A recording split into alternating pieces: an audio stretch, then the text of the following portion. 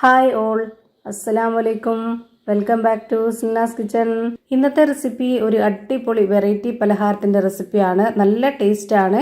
വളരെ പെട്ടെന്ന് തയ്യാറാക്കി എടുക്കാൻ പറ്റുന്ന നല്ല മുരുമുരാന്നിരിക്കുന്ന നല്ല ടേസ്റ്റി ആയിട്ടുള്ള ഒരു അടിപൊളി പലഹാരമാണ്. എണ്ണയിലൊന്നും മുക്കിപ്പൊരിക്കാതെയാണ് ഇത് തയ്യാറാക്കി എടുക്കുന്നത്. വളരെ കുറച്ച് എണ്ണ മാത്രം മതി.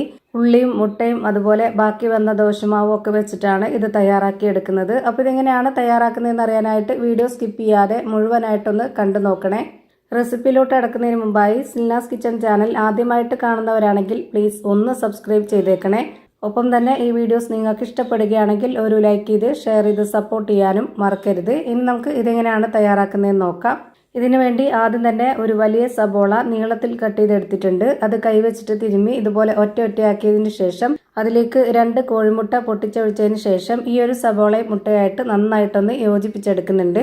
ഇനി ഞാനിത് ഒരു ബൗളിലേക്ക് ഇട്ട് കൊടുക്കുകയാണ്. ഈ ഒരു സബോളയ്ക്കും മുട്ടയ്ക്കും അനുസരിച്ചാണ് ബാക്കിയുള്ള എല്ലാ ഇൻഗ്രീഡിയൻസിൻ്റെ അളവും എടുക്കുന്നത്. അപ്പോൾ നിങ്ങൾക്ക് എത്രയാണോ പലഹാരം വേണ്ടത് അതിനനുസരിച്ച് ഉള്ളിയും മുട്ടയും എടുക്കുമ്പോൾ ബാക്കിയുള്ള ഇൻഗ്രീഡിയൻസിൻ്റെ അളവിലും വ്യത്യാസം വരും. അപ്പോൾ അത് കൂട്ടിയും കുറച്ചൊക്കെ കറക്റ്റാക്കി എടുക്കാൻ വേണ്ടി നോക്കുക.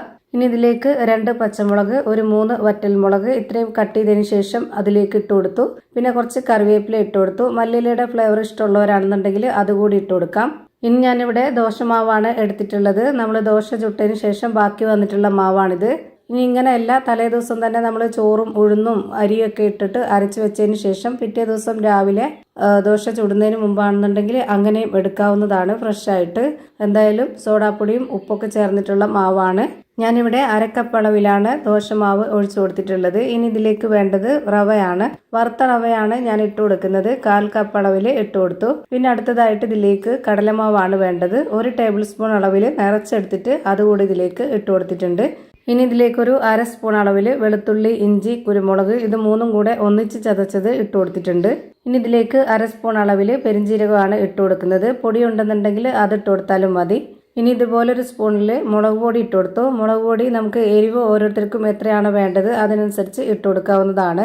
ഇനി ഇതിലേക്ക് ഒരു നുള്ള് ഗരം മസാലപ്പൊടിയും 1/4 സ്പൂൺ അളവിൽ മഞ്ഞൾപ്പൊടിയും ആവശ്യത്തിനുള്ള ഉപ്പും ഇട്ട് കൊടുക്കാം. ദോശമാവിൽ ഉപ്പുള്ളത് കൊണ്ട് തന്നെ ഞാൻ വളരെ കുറച്ചാണ് ഉപ്പിട്ട് കൊടുത്തിട്ടുള്ളത്. അപ്പോൾ അത് നോക്കിയിട്ട് വേണം നമുക്ക് ഇട്ട് കൊടുക്കാനായിട്ട്. ഇനി ഇത് കൈ വെച്ചിട്ടോ അല്ലാന്നുണ്ടെങ്കിൽ ഇതുപോലെ ഒരു ഫോർക്ക് സ്പൂൺ വെച്ചിട്ടോ കയ്യിൽ വെച്ചിട്ടോ എന്തുകൊണ്ടെങ്കിലും നമുക്ക് നന്നായിട്ടൊന്ന് ഇളക്കി യോജിപ്പിച്ച് കൊടുക്കാം.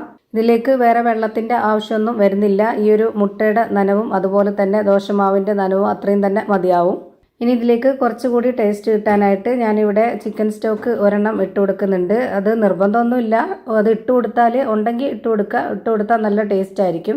അപ്പോൾ ഞാനിവിടെ കൈ വെച്ചിട്ട് ഇതുപോലെ നന്നായിട്ടൊന്ന് പൊടിച്ചിട്ട് കൊടുത്തിട്ടുണ്ട്. എന്നിട്ട് ഒന്നും കൂടെ ഇതുപോലെ ഇളക്കി യോജിപ്പിച്ച് കൊടുക്കുന്നുണ്ട്.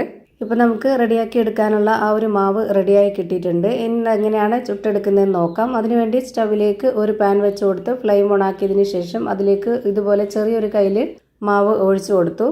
ഇനി ഇതിന് മുകളിലേക്കായിട്ട് കുറച്ച് ഓയിൽ ഇതുപോലെ ഒഴിച്ചു കൊടുക്കാം. ഇങ്ങനെയാണ് ഫ്രൈ ചെയ്തെടുക്കുന്നത്. ഒരുപാട് ഓയിൽ ഒഴിച്ചു കൊടുത്തിട്ട് അതിൽ മുങ്ങിക്കിടക്കുന്ന രീതിയിൽ ഫ്രൈ ആക്കി എടുക്കേണ്ട. ഇതുപോലെ ചെയ്തെടുത്താൽ മതി. ഇങ്ങനെ ആകുമ്പോഴും നല്ല രീതിയിൽ ഫ്രൈ ആയി കിട്ടുന്നുണ്ട്. നല്ല ടേസ്റ്റാണ്. പുറം ഭാഗം നല്ല ക്രിസ്പി ആയിട്ടും അകം നല്ല സോഫ്റ്റ് ആയിട്ടാണ് കിട്ടുന്നത്. അപ്പോൾ ഞാനിവിടെ തിരിച്ചും മറിച്ചൊക്കെ ഇട്ട് കൊടുത്തിട്ട് നല്ല പോലെ ഫ്രൈ ആക്കി എടുത്തിട്ടുണ്ട്. ഇനി നമുക്കിത് എടുത്ത് മാറ്റാവുന്നതാണ്. ഇതുപോലെ നമുക്ക് 1 വെച്ചല്ല 2, 3 ഒക്കെ വെച്ചിട്ട് ചെയ്തെടുക്കാവുന്നതാണ്. ഞാനിപ്പോൾ ഒരു 2 കയ്യിൽ മാവും കൂടെ ഇതുപോലെ ഒഴിച്ചു കൊടുത്തിട്ടുണ്ട്. ഇനി ഇതിന് മുകളിലേക്കും കൂടെ കുറച്ച് ഓയിൽ ഒഴിച്ചു കൊടുക്കാം. നമുക്കിത് ഒരുപാട് സമയമൊന്നും വേണ്ട, വളരെ പെട്ടെന്ന് ഫ്രൈ ആക്കി എടുക്കാവുന്നതാണ്. ഒരു മീഡിയം ഫ്ലെയിമിൽ തന്നെ ഇട്ട് വെച്ച് കൊടുത്തിരിക്കുകയാണെന്നുണ്ടെങ്കിൽ നമുക്ക് എല്ലാം ഒരുപോലെ കിട്ടും. ഫ്ലെയിം കൂട്ടിയും കുറച്ചൊക്കെ വെച്ച് കൊടുത്തിരുന്നു കഴിഞ്ഞാൽ നമുക്ക് പലതും പല രീതിയിലായിരിക്കും വെന്ത് കിട്ടുന്നത്. ഒരേപോലെ വെന്ത് കിട്ടണമെങ്കിൽ ഈ ഒരു ഫ്ലെയിമിൽ തന്നെ വെച്ച് കൊടുക്കുക. ഇപ്പോൾ ദാ എല്ലാം ഒരുപോലെ കിട്ടിയിട്ടുണ്ട്. നല്ല ടേസ്റ്റി ആയിട്ടുള്ള ഒരു അടിപൊളി പലഹാരമാണ്. എന്തായാലും ഒന്ന് ട്രൈ ചെയ്ത് നോക്കാൻ മറക്കരുത്. അപ്പോൾ ഇത്രയേ ഉള്ളൂ ഇന്നത്തെ വീഡിയോ. വീഡിയോ ഇഷ്ടമായാൽ ലൈക്ക് ചെയ്യാനും കമൻറ്റ് ചെയ്യാനും ഷെയർ ചെയ്യാനും മറക്കരുത്. അതുപോലെ തന്നെ ഞാനിടുന്ന പുതിയ വീഡിയോസ് നോട്ടിഫിക്കേഷനായിട്ട് കിട്ടുന്നതിന് വേണ്ടി സബ്സ്ക്രൈബ് ചെയ്ത് ബെല്ലൈക്കൺ അമർത്തി അതിൽ ഓൾ എന്ന ഓപ്ഷൻ എനേബിൾ ചെയ്ത് കൊടുക്കാനും മറക്കരുത്. പുതിയൊരു വീഡിയോയുമായി വീണ്ടും വരും. Thank you for watching.